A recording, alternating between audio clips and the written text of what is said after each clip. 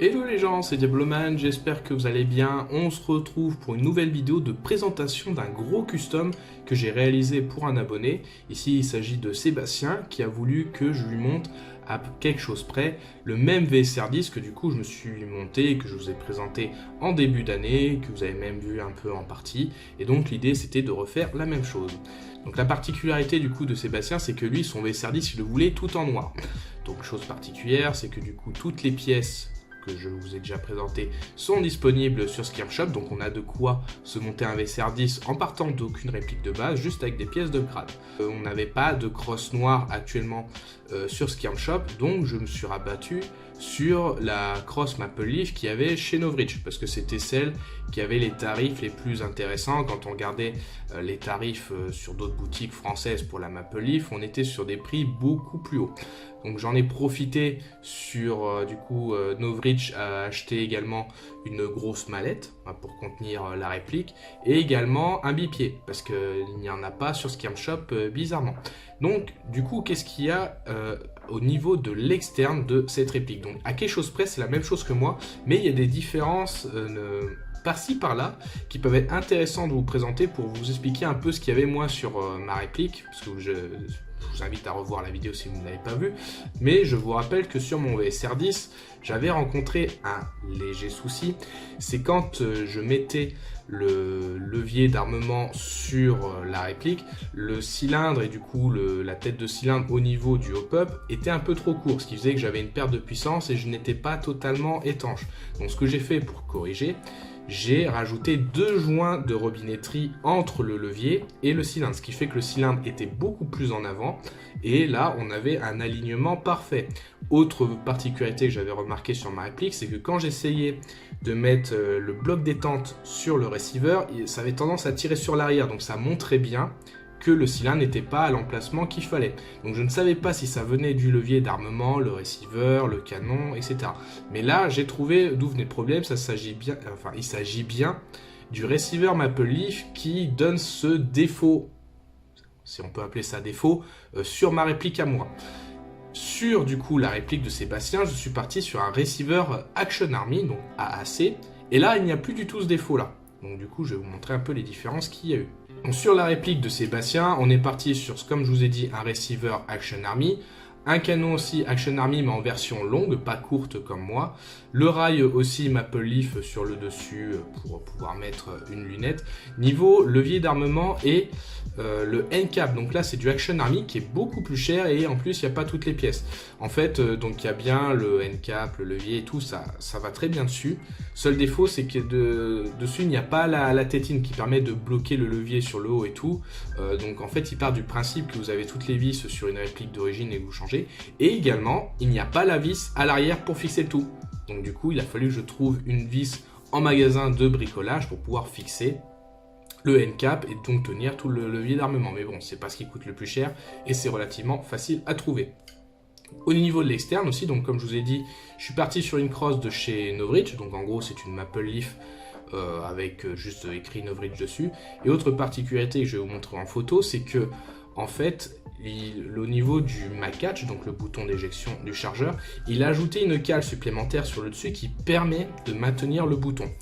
Donc là, dans mon custom actuel, ce système de retenue n'est pas compatible parce que lui, en fait, le hop-up block, donc en fait, ce qui va maintenir le bloc hop-up sur le canon externe, en fait, il part sur des trucs un peu d'origine Barging Gong. Donc en fait, là, il est un peu plus creusé, ce qui fait qu'il faut ce bouton ou cette retenue pour que tout tienne bien.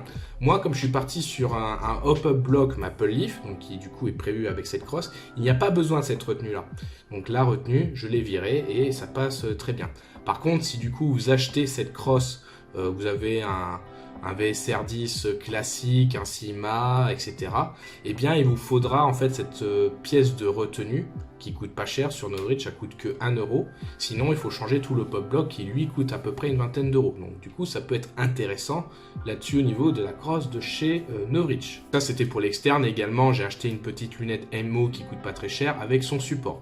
Chose particulière sur ce support-là, vous voyez sur les photos, en fait, les deux anneaux de fixation ils sont relativement serrés et du coup c'était pas forcément hyper compatible au début.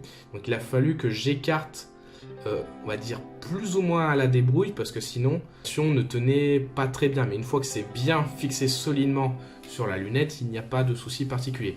Et ce qui est bien, c'est que vu que la mallette était un peu trop petite au niveau de la hauteur, là on peut retirer la lunette facilement et après on peut organiser pour que ça tienne dans la mallette. Donc ça c'est le côté pratique sur la réplique.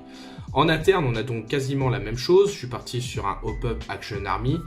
Un joint Hop-Up, j'ai peut-être dû prendre un Flamingo parce que moi ça marchait très bien dessus. Niveau canon, alors j'ai pris un Crazy Jet. J'aurais bien voulu un Stalker, mais ben il n'y en avait pas en stock, mais bon ça fera tout aussi bien l'affaire. Niveau Barrel Spacer, donc j'ai pris des Stalkers qui tiennent parfaitement bien et ça rend vraiment le canon très très solidaire grâce au joint torique. Il n'y a vraiment pas de jeu et ils sont faciles à installer. Au niveau du coup du piston, donc je suis parti aussi sur un piston Action Army avec dedans un piston et guide ressort Springer Custom, avec également du coup un adaptateur pour passer de 7 mm à 9 mm au niveau du guide ressort, parce que du coup il a voulu avoir deux ressorts. Donc j'ai pris un ressort M130 pour être sous les 2 joules avec le piston et l'air brake. Bien chose à préciser, il faut bien l'air brake pour être sous les 2 joules en 0,45 g, et il a voulu mettre un gros ressort pour taper le plus fort possible pour faire du tir dans son jardin. Et donc on est parti sur un Hulk alors je sais plus la marque, mais en tout cas c'est un Hulk plus 4 joules, je vous mettrai la note ici. Et donc niveau puissance, alors j'ai été très surpris. Quand on a l'air brake, on n'a aucune puissance, on est sur du 2,3 joules, donc en gros on perd vraiment une très grosse puissance à cause de l'air brake. Et quand on enlève l'air brake, on est sur du 3 joules 5, donc là c'est déjà un peu plus intéressant. Mais en gros c'est un piston qui n'est pas adapté aux fortes puissances parce qu'il est un peu trop léger. Si on voudrait taper très fort au niveau de cette réplique, il faudra un piston plus lourd type Wasp ou tout type de piston qui a été un petit peu alourdi. Donc ça c'était pour ce qui est au niveau du piston. Pour ce qui est de la trigger box, on est resté aussi sur un Springer Custom, hein. C'est relativement un des meilleurs blocs détente du moment. Et aussi, alors là, entre interne et externe, on a rajouté aussi un TDC Gunsmithy pour pouvoir régler le hop-up beaucoup plus facilement. Et ça, oui, je ne l'ai pas dit au niveau du Hop-Up Action Army, mais on a rajouté un Homme Stalker pour faire un appui bien plat. Voici pour ce qui est du descriptif du coup de la réplique. Et comme je vous ai dit, le receiver est différent et ça a vraiment apporté des choses notables par rapport à ma configuration. Première chose, au niveau du receiver et du canon externe, quand on va visser, et bien le canon externe, dès qu'on va visser à fond, il se met parfaitement. Il est déjà très bien aligné. Il suffit juste de mettre une vis pour verrouiller le tout. Mais si on ne veut pas abîmer le filetage, on peut très bien mettre du frein filet au niveau du filetage du canon et ça ne bougera plus et c'est parfaitement aligné. Contrairement à moi avec mon receiver Maple Leaf où je pouvais visser encore, j'étais un peu sur le côté, il fallait que je redévisse pour être bien aligné. Ensuite, là, la chose particulière que je vais vous montrer en photo, parce que du coup j'ai fait mes petits tests pour essayer de voir un peu les petites différences, et ben on se rend compte que ici, avec le levier d'armement et le cylindre du coup Action Army, et bien la tête de cylindre va parfaitement dans le Hop-Up Action Army. Donc du coup là, c'est vraiment configuré juste comme il faut. Il n'y a pas besoin de faire comme moi, comme il y a eu les joints de robinetterie à ajouter entre le levier d'armement et le cylindre pour que l'avancement soit correct. Donc du coup, ça explique un petit peu les différences. Alors si moi du coup, je restais sur mon receiver Maple Leaf, peut-être, pour que l'alignement se fasse bien, il faudrait un cylindre Maple Leaf. Ou alors, je pense pas que ça vienne du canon, parce que peut-être qu'il y a un tout petit écart, mais vraiment léger. Je pense plus que oui, ça vient peut-être de la longueur des cylindres des marques respectives. Donc c'est une chose à noter. Après, moi, comme je vous ai montré sur ma propre réplique, ça se corrige très facilement. Il suffit juste de rajouter, alors soit vous êtes un peu plus bricoleur, vous avez des lamelles métalliques pour que ça fasse plus propre. Mais bon, moi, j'ai pris ce que j'avais sous la main, donc ça vous montre à quel point c'est facile à modifier et à corriger.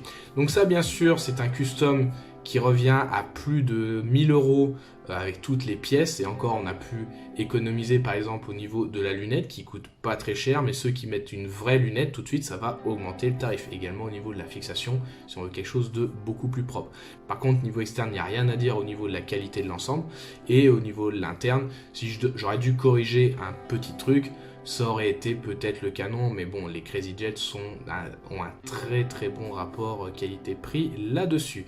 Donc voilà, c'était tout pour cette présentation de custom et vous faire un petit retour pour vous expliquer les différences qu'il y avait par rapport à mon custom à moi. Bon bah, je suis toujours ravi du custom que j'ai, mais bon, c'est pour vous noter un petit peu les différences parce que certains m'ont remonté « Ah, comment t'as fait pour corriger ce petit défaut-là » Bah, je vous explique maintenant d'où ça vient tout du moins du receiver qui a une petite différence de cote selon les petits mélanges à chaque fois de marques et de pièces.